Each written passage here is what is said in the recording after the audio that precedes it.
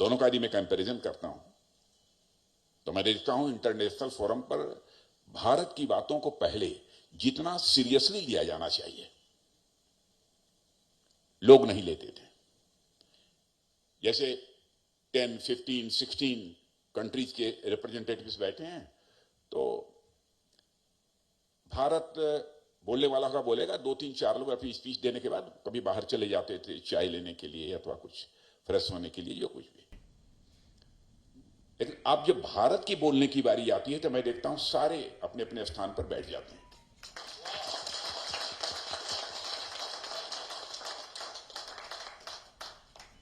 मैं इस नतीजे पर पहुंचा हूं कि इंटरनेशनल कम्युनिटी में भारत का स्टेचर बढ़ा है।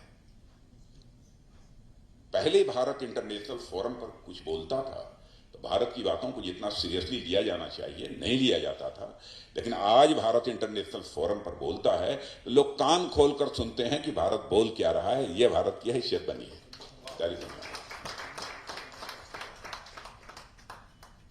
भारत में डेवलपमेंट का जहां तक सवाल है, हर क्षेत्र में यदि मैं सारी चीजों को आपके सामने रखना शुरू करूंगा कि किन किन सेक्टर्स में क्या क्या हमारी अचीवमेंट्स हैं तो बहुत लंबा समय लगेगा, नहीं जाना चाहूंगा।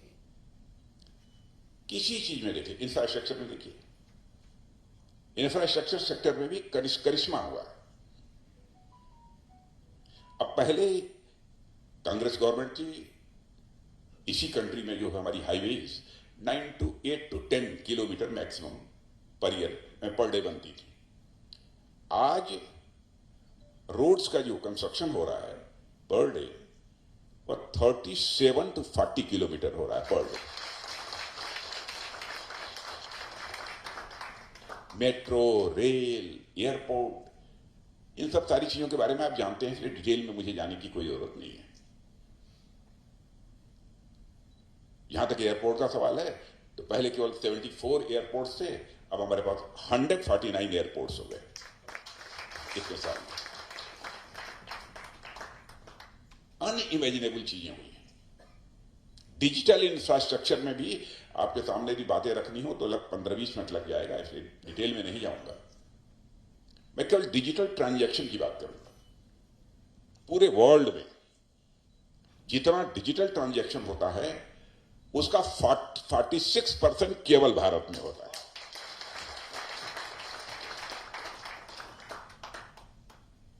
फाइव जी कनेक्टिविटी आ गई है, रोल आउट हो ही रहा है और 6G की तैयारी हम लोगों ने शुरू कर दी।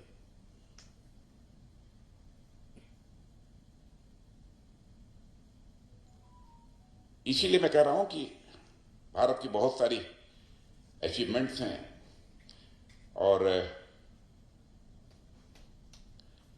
भारत के चंद्रयान के बारे में मैं जरूर यहां चर्चा करना चाहूंगा। चंद्रयान 3 की सक्सेस आप लोग जानते हैं।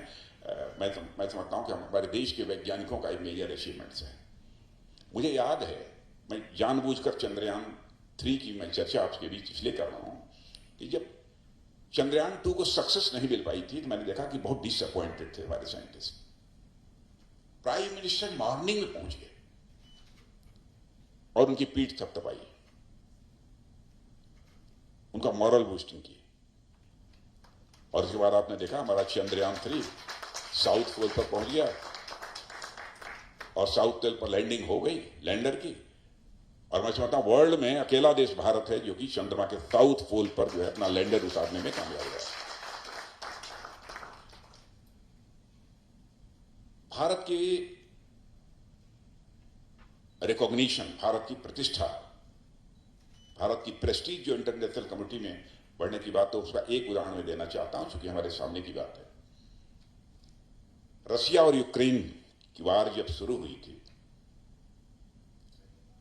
तो बराबर रशिया की तरफ से भी मिसाइल चल रही थी, यूक्रेन की तरफ से भी मिसाइल चल रही थी और अच्छे खासे नंबर में लोग मारे जा रहे थे दोनों तरफ।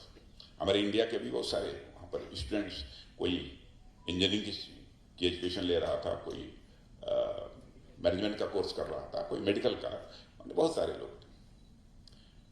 उनके फादर मदर का डेलीगेशन प्राइम मिनिस्टर से मिला कुछ लोगों का, और उन्होंने कहा प्राइम मिनिस्टर से कि आप चाहे जैसे भी हो, हमारे जो वहां पर बच्चे पढ़ते हैं उनको आप यूक्रेन से बाहर निकालिए।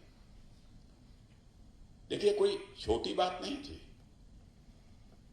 छोटा काम नहीं था। प्राइम मिनिस्टर ने सीधे रशिया के प्रेसिडेंट से बात की, यूक्रेन के प्रेसिडेंट मिस्टर जेलेंस्की से बात की। 4.5 आवर्स के लिए वार रुक गई और हमारे 21,000-22,000 लोग वहां से वापस आ गए।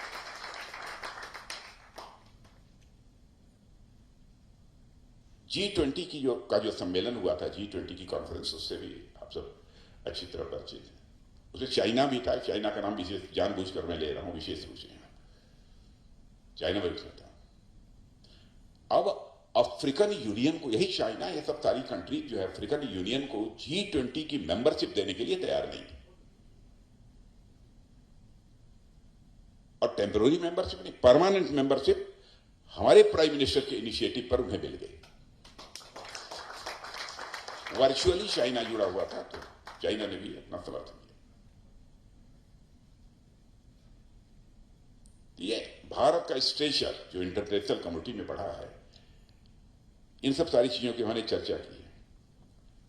अब हिंदू मुस्लिम लेकर भी हमारे ऊपर बहुत सारे एलिगेशंस लगते हैं कि डिस्क्रिमिनेशन करने वाली ये पॉलिटिकल पार्टी है एवं रिलीजन के बेसिस पर। लेकिन ऑनेस्टली मैं कहना चाहता हूं कि हमारी जो आइडियोलॉजी है हमारी पॉलिटिकल पार्टी की, मैं दावे के साथ कह सकता हूं कि इस समय किसी भी पॉलिटिकल पार्टी की अपनी आइडियोलॉजी नहीं है, पॉलिटिकल थॉट नहीं है। इस इंडिया में किसी पॉलिटिकल पार्टी की अपनी आइडियोलॉजी है, पॉलिटिकल थॉट है, तो हमारे भारतीय जनता पार्टी के पास। अब पंडित दीनदयाल उपाध्याय की इंटीग्रल ह्यूमनिज्म, एक आत्म मानव दर्शन, हम उसको पूरी तरह से फॉलो करते हैं। वह आइडियोलॉजी हमें कभी भी इस बात के लिए परमिशन नहीं देती है कि आप कास्ट, क्रीड, रिलीजन बेसिस पर कोई डिस्क्रिमिनेशन करें, कभी परमिट नहीं करते। और ईमानदारी की बात है, हम लोग करते नहीं। लेकिन एक इशू पर हम लोगों ने कहा कि हम आएंगे, ट्रिपल तलाक, इस सिस्टम को समाप्त करेंगे। लोगों ने कहा आप दूसरे रिलीजन के मामले में आप लोग इंटरफियर कर रहे हैं, नहीं करना चाहिए। और आप लोग अपनी आइडियोलॉजी की बात करते हैं, लेकिन आप रिलीजन के बेसिस पर डिस्क्रिमिनेशन कर रहे हैं। लेकिन हम लोगों ने साफ कहा, चाहे कोई मां हो, बहन हो, मदर हो, सिस्टर हो, डॉटर हो, किसी भी रिलीजन की मानने वाली हो, वो हमारी मां है, हमारी मदर है, डॉटर है, सिस्टर। यदि उसके साथ इनजस्टिस होगी तो हम उसे टॉलरेट नहीं करेंगे, गवर्नमेंट बने या न बने। We do politics not only to form the government, but we do politics to make the nation.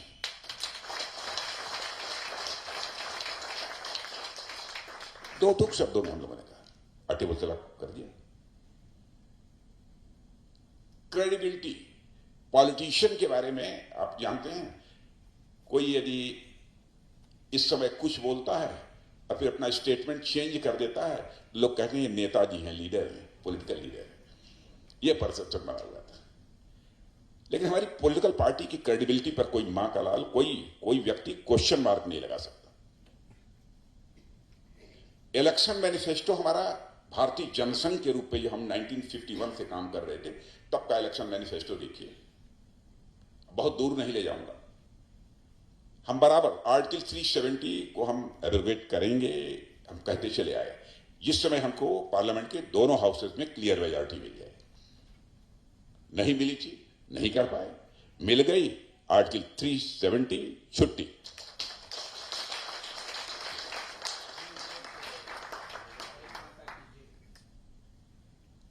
हम लोगों ने कहा था कि सिटीजनशिप अमेंडमेंट एक्ट लाएंगे, हो गया। हम लोगों ने कहा था यूनिफॉर्म सिविल कोड लाएंगे, हम लोगों ने कह दिया कि अगली गवर्नमेंट बनेगी उसमें कर लेंगे। हम लोगों ने कहा था कि रामलला हम आएंगे, मंदिर वहीं बनाएंगे।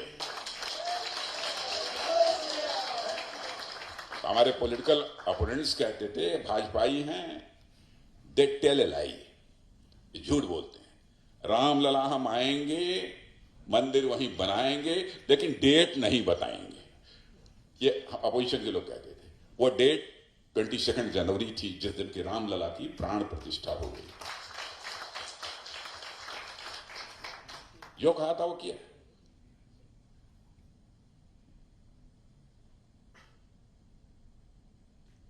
और इसलिए हिंदुस्तान की सबसे credible political party Bharatiya Janata party है। और आज तो आप ये कह सकते हैं वर्ल्ड की सबसे बड़ी पॉलिटिकल पार्टी यदि कोई है तो भारतीय जनता पार्टी, सबसे बड़ी political party Bharatiya Janata party. Discrimination का जहां तक सवाल है, नॉर्थ साउथ के बीच एक डिस्क्रिमिनेशन की बात लोग करते हैं कि नॉर्थ वाले साउथ को के साथ डिस्क्रिमिनेशन करते हैं, उनके साथ जस्टिस जो होनी चाहिए नहीं करते हैं, तरह तरह के एलिगेशंस लगाते हैं। हमारे लिए पूरा नेशन एक है।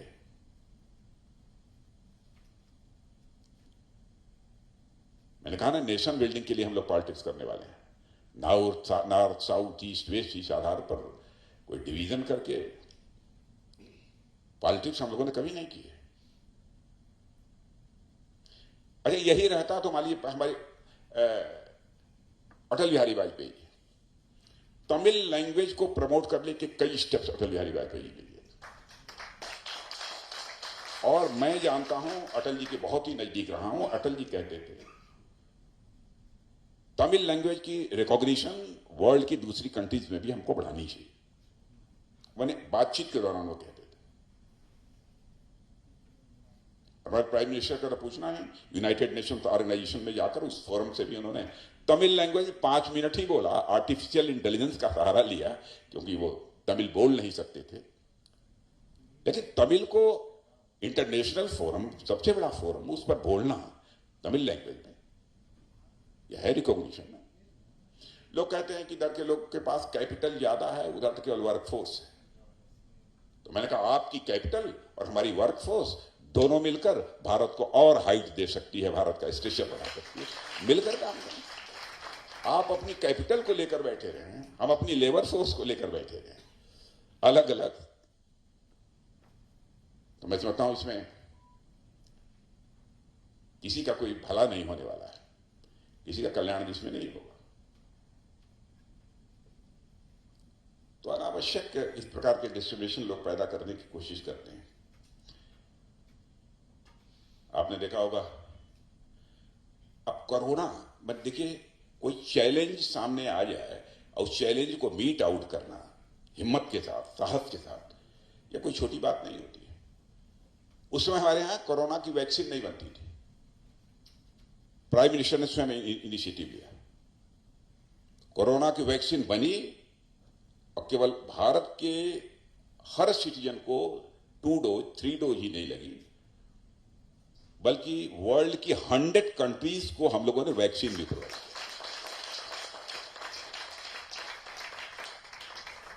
और जहां तक मेरी जानकारी है, वर्ल्ड का कोई कंट्री नहीं है जहां की हर सिटीजन को कोरोना वैक्सीन की 2 डोज 3 डोज लगी हो, नहीं है, भारत में है। और मैं सच बताऊं कि हमारे पॉलिटिकल अपोनेंट्स हम लोगों को और भी बहुत सारी चीजों में बदनाम करने की कोशिश करते हैं, वही जो मैंने कहा ना, रिलीजन की बेसिस वाली पर। तो फॉरेन की कंट्रीज में भी कुछ ऐसी बातें बोली जाती हैं। एक जानते ही होंगे, उनका नाम नहीं लेना चाहूंगा, उन्होंने तो जाकर वहां भी दूसरे कंट्री के फोरम पर खड़े होकर उन्होंने बात बोली। मैं कहता हूं कि लेकिन मुस्लिम कंट्रीज ने भी इसे माना नहीं। अरब की 5 कंट्रीज ने, जो उनका एक सबसे बड़ा सम्मान होता है, सबसे बड़ा सम्मान कि किसी को दिया है तो हमारे प्राइम मिनिस्टर नरेंद्र मोदी जी को।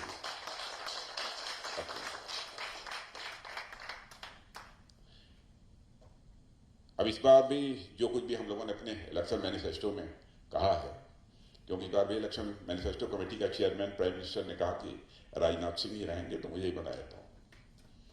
पिछली बार भी मुझे ही बनाया था, और 2014 में तो मैं पार्टी का प्रेसिडेंट था ही, इसलिए कोई सवाल ही नहीं, स्वयं ही देखने का अवसर था। तो हम बहुत ही क्रेडिबल पॉलिटिकल पार्टी है। वर्ड्स और डीड्स में कभी हमारे डिफरेंस नहीं रहा। बातें बहुत सारी हैं, लेकिन वो घंटा भर लग जाएगा इसमें, क्योंकि भोजन भी है ना, खाना भी है। डिनर और लंच के पहले लंबा भाषण कभी नहीं करना। कच्चा टीवी को जो प्रॉब्लम है, देखिए आप लोग जानते हैं, सारे यहां पर हाईली एजुकेटेड लोग बैठे हैं।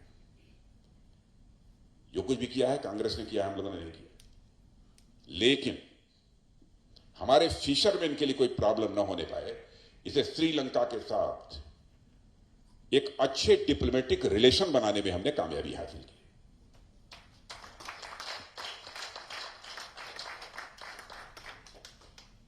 अच्छे डिप्लोमेटिक रिलेशन हमारे श्रीलंका के साथ है। पहले क्या हालत थी तो आपको मालूम है। 10 साल पहले पड़ोसी देशों के साथ भी उनके किस प्रकार के रिश्ते थे। यह मैं नहीं कहता हूं कि आज कोई गड़बड़ हो गए, खराब हो गए, ऐसा कुछ नहीं है। लेकिन हमारे भी इससे अच्छे डिप्लोमेटिक रिलेशन श्रीलंका के साथ। तो बहुत सारी कोई प्रॉब्लम फ्यूचर में भी आएगी तो मैं समझता हूं कि दोनों कंट्रीज आपस में म्यूचुअली इस किसी भी प्रॉब्लम को रिजॉल्व कर सकती है। कच्चा टीवी को जानबूझकर मैंने यहां पर चर्चा कर दी, क्योंकि इस समय का बर्निंग इशू है। तो बस यही सब है। और आप लोगों में से यदि कोई 70 के ऊपर का हो, चाहे किसी इनकम ग्रुप का हो, अब आयुष्मान भारत की जून से आप लोगों को भी सुविधा मिलेगी। 5 लाख रुपए का हस्बैंड वाइफ दोनों को, यदि ब्रदर भी है मोर देन 70 तो उसको भी 5 लाख रुपए free treatment, medical facility free. और भी बहुत सारी अचीवमेंट्स हैं हम लोगों की, लेकिन डिटेल में नहीं जाऊंगा। आप सबको बहुत बहुत धन्यवाद।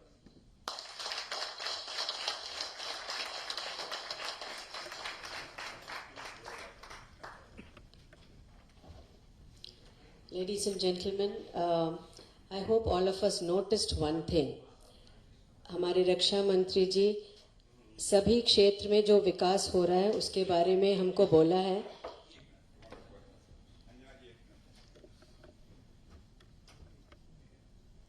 मैं भूल गया था, जब रक्षा मंत्री इन्होंने कहा तब मुझे लगा कि मैं क्या हूं।